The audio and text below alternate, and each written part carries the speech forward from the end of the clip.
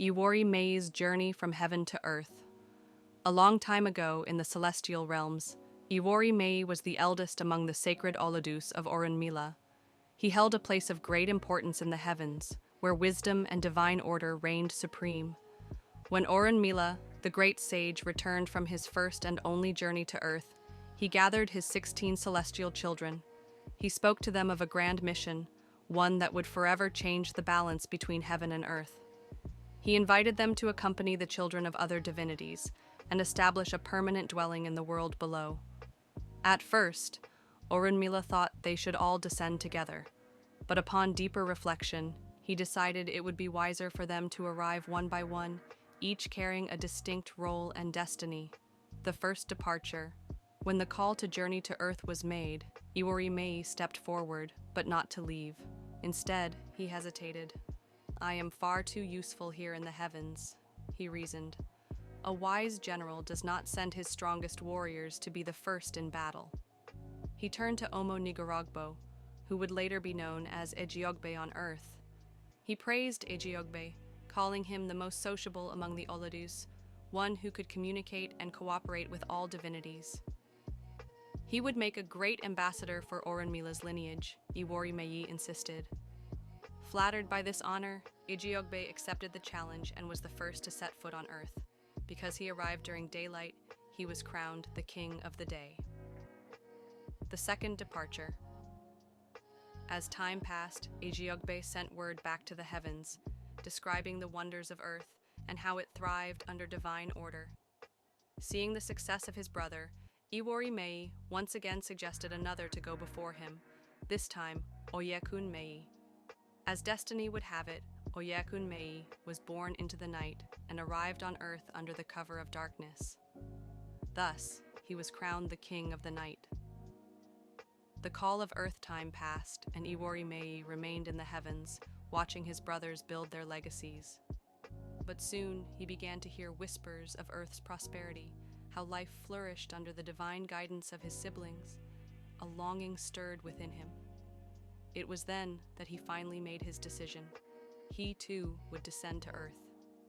The divine divination.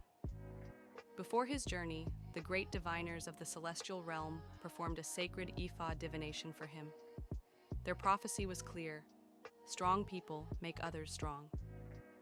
A divine sacred place is always surrounded by mysteries. My father told me to carry the bag of success around my neck so that I never give away the bag of prosperity to another. These were the words of the three great awosis who guided Iwory Meyi before he left the heavens. But their wisdom came with a warning. He must make the proper sacrifices before leaving. The sacred offerings Iwory Meyi was instructed to offer a goat to Isu, a dove to his own head, and a ram to Ifa. He obeyed, honoring the divine forces that would guide his journey. But before he left the celestial palace, he turned to Olodumare, the Almighty Creator, and sought his blessing and permission to enter the world below. As he stood before the throne of Olodumare, he asked one final question: where is the Akpominijekun, the sacred bag of mysteries? With a nod, Olodumare granted his request and placed the sacred bag in his hands. And so, with divine authority, with the blessings of the heavens, and with the weight of destiny upon his shoulders, Iwory Meyi set forth on his journey to earth. End commentary. The lesson of Iwory Meyi. This story teaches us a powerful lesson about timing, destiny, and the responsibility of leadership. Patience and wisdom must be balanced with action. Iwory Meyi hesitated to descend, yet eventually, he too had to answer his call. Those who delay their path may still reach greatness, but not without preparation.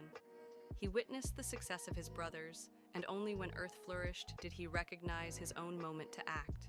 Proper preparation leads to success. By following divine guidance and making the right sacrifices, he ensured his journey was protected. Destiny is a journey, not a race.